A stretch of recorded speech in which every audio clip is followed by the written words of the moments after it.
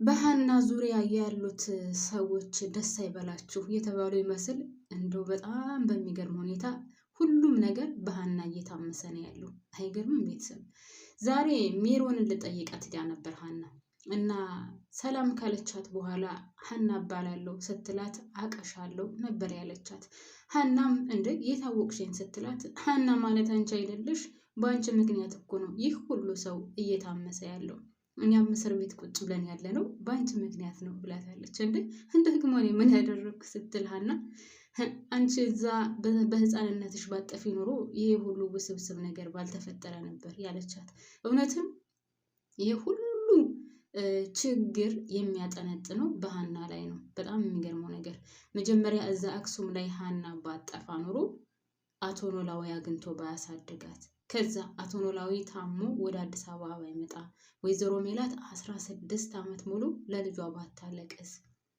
ሰላም የኔ ምርጦች እንዴት ናችሁልኝ? ሰላም ናችሁ? በያላችሁበት ሰላማችሁ ብዝዝት ትረፍረፍ ይበልልኝ። ላይክ፣ ሼር፣ ሰብስክራይብ እያደረጋችሁ ስለምታበረታቱን ደግሞ ከልብ አመሰግናለሁ። በያላችሁበት ሰላማችሁ ይብዛልኝ። አሁንም በድጋሚ ላይክ፣ ሼር፣ ሰብስክራይብ እያደረጋችሁ ቤተሰብ ሁኑ። እናም ሃና አሁንም ቢሆን እስከዛሬ በማንኛውም ህይወቷ ላይ ነበረ ችግር ሲገጥማት የነበረው። ነገር ግን አሁን ደግሞ በፍቅር ህይወቷ ራሱ በሶስት ሰዎች መካከል እየተሽከረከረ ሰላሟን ነስቷታል። የሚያሳዝነው ሁኔታ ሶስቱም ነፍሳቸው እስከሚወጣ ይወዷታል።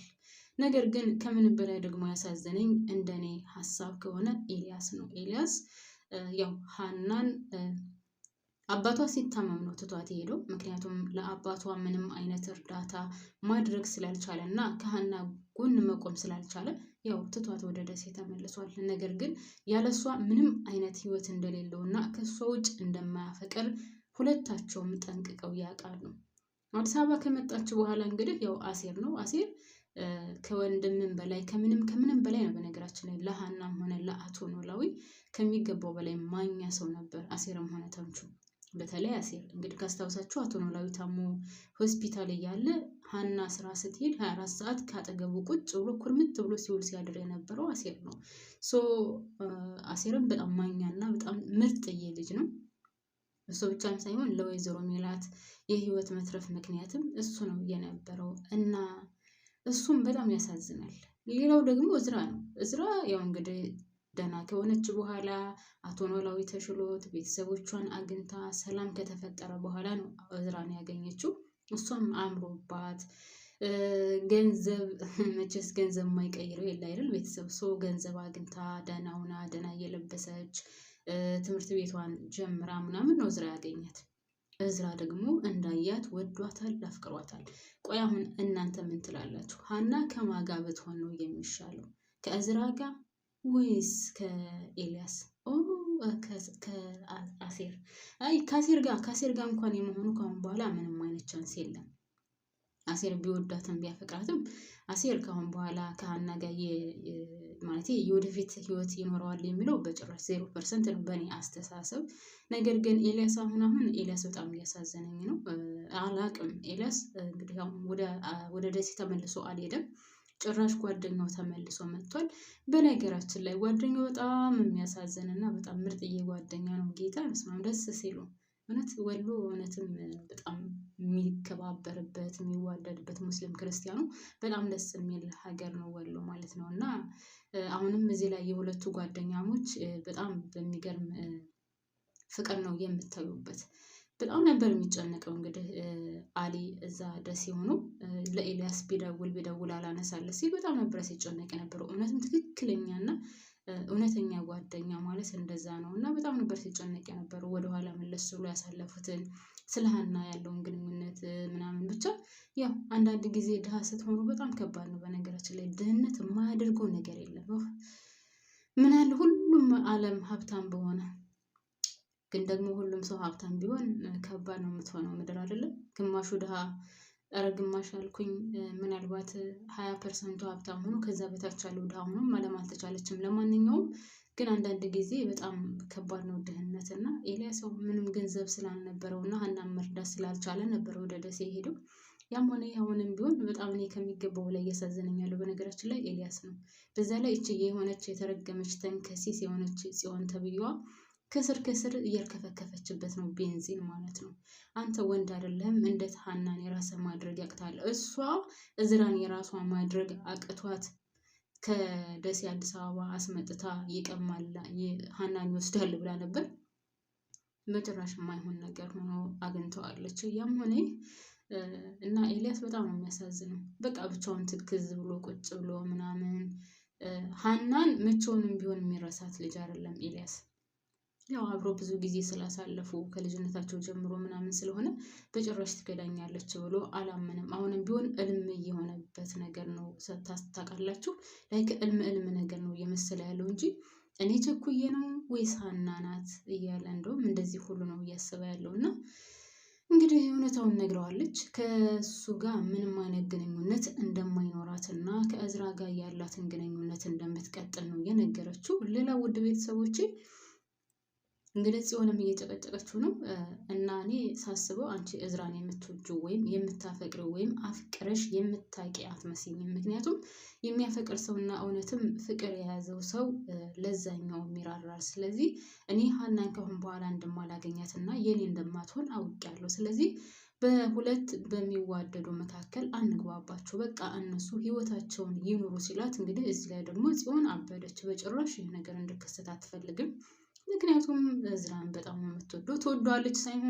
ትወደዋለች ብቻ ሳይሆን እዚህ ላይ ቤተሰብ አሁን ከሀና ጋር ፉክክር ገጥማለች። ገብቷቸዋል ቤተሰብ። በጭራሽ መሸነፍን የማትወድና እንግዲህ እንደምታዩት እኔ አውቃለሁ፣ እኔ ከማንም በላይ ነኝ፣ ከኔ በላይ ተናጋሪ የለም የምትል ናት ጽዮን ማለት። ስለዚህ አሁን ከሀና ጋር የገባችበትን ግብ ደግሞ በጭራሽ መሸነፍ አትፈልግም። ሌላው እዚህ ላይ ማን ጠርቶት እንደመጣ ማን እንደነገረው ከማጋ ግንኙነት እንዳለው እንግዲህ እስካሁን ድረስ ኤልያስ አልተናገረም። ያው ሀናን ብሎ እንደመጣና ለሀና ማለት ሀና እንደማግኘት እንደመጣ ብቻ ነው አድርጎ እየተናገረ ያለው ኤልያስ ማለት ነው። ግን ጽዮን እንደጠራችውና ጽዮንና እንዳለችው በጭራሽ የሚያውቀው ነገር የለም። ይሄን ነገር አሁን በተለይ እዝራ ቢሰማ እናቴ ትሞት ካጠገቡ አስደረሳትም ነበረ። እንደዚህ እየጨቀጨቀች ብዬ ሴኮንዱ ካጠገቡ ቆመዋል። እኔ ወዳለሁ፣ አፈቅራለሁ፣ እኔ በቀፍ ያስገባለሁ፣ እኔ እንደዚህ ሲቃይን አስረሳለሁ ምናምን ትላለች። ግን እሷ እንዳደረገችው በነገራችን ላይ አሁን እዝራ ጠርጥሯታል። የኔንና የሀናን ግንኙነት ለማቆም አንቺ የማታደርጊው ጥረት የለም። ስለዚህ አሁንም ስለተፈጠረው ነገር እርግጠኛ ነኝ ያንቺ እጅ ይኖርበታል እያላት ነበር እና ጠርጥሯታል። ደስ የሚለው ነገር እንዶ ትንሽዬ ፍንጭ ባገኝ ትንሽዬ ፍንጭ እሷ ኤልያስን ደውላ እንደጠራችውና እንዴት አድርጋ ከሀና ቁጥሩን እንደወሰደች ማለት የኤልያስን ቁጥር እንዴት አድርጋ ከሀና እንደወሰደች እና ከኤልያስ ጋር ያላትን ግንኙነት ኤልያስና እሷ ተገናኝተው ሀናንና እዝራን ለመለያየት እየሰሩ እንደሆነ እንዶ እዝራ ትንሽዬ ፍንጭ ባወቃል። እውነት ትንሽዬ ሀናን ብትሆን በነገራችን ላይ ሀና ራሱ ያው ለነገሩ አንቺን ብዬ ነው የመጣሁት ስላላት በድጋሚ ሌላ ቃላት መጠየቅ አትችልም እንጂ እንዴት መጣ ለምን መጣ ምናምን ብላ መጠየቅ ነበረባት፣ ግን አልጠየቀችውም። ሲቀጥል ኤልያስ ማነው ስሙ አሊ ደውሎላት ነበር። አሊ ሲደውልላትም ሰው ደውሎ ናቶሎ እንዳለውና በዛ መሰረት ወደ አዲስ አበባ እንደመጣ ምናምን ራሱ አልነገራትም። ያው ሀናን ብቻ ብሎ እንደሄደ ነው የነገራት። ያም ሆነ በመካከል ግን አሁን ከምንም በላይ ኤልያስ በጣም ተጎድቷል። ኤልያስ በጣም እየተጎዳ ነው ያለው። እዝራም ቢሆን እንደዛው። አሁን በሀና እና በእዝራ ወይም በኤልያስ በሁለቱ አሴሩን ወደ ውጭ እናውጣውና በሁለቱ ወንዶችና በሀና መካከል ያለው ነገር የሆነ ግራ እየተጋባ ነው። ምክንያቱም ሀና ከእዝራ ጋር ያላትን ግንኙነት ትፈልገዋለች፣ እዝራን ታፈቅረዋለች። ደግሞ እዝራም ቢሆን በፈለጋት ሰዓትና ማግኘት በሚፈልግበት ሰዓት እያገኛት አይደለም፣ ሲደውላላት እያገኛት አይደለም። ሰው የሆነ ነገር ሲፈልግም ና ሰፈር ትለዋለች እና እዝራም ቢሆን በጣም ግራ ተጋብቷል። ከሚገባው በላይ ምን ማድረግ እንዳለበት ግራ ገብቶት ያው እንግዲህ እየተጨነቀ ነው። በዛ ላይ ብቻውን ቁጭ ባለበት ቦታ እንኳን ብቻውን ቁጭ እንዳይል እንግዲህ እቺ የተረገመች ጽዮን በየሴኮንዱ እየሄደች ተጨቀጭቀዋለች ማለት ነው። እና ሀናን ለምን አተዋትል? ምን ታደርግልሃለች? ሀና ላንተ አትሆንህም። እኔ እወድሃለሁ፣ እኔ አፈቅርሃለሁ። ወይኔ አምላኬ ከባድ ነው ብቻ ይሄ ፍቅር የሚባለው ነገር። በዛ ላይ ደግሞ እልህ ስትገባቡ አስባችሁታል የሆነ ለማንኛውም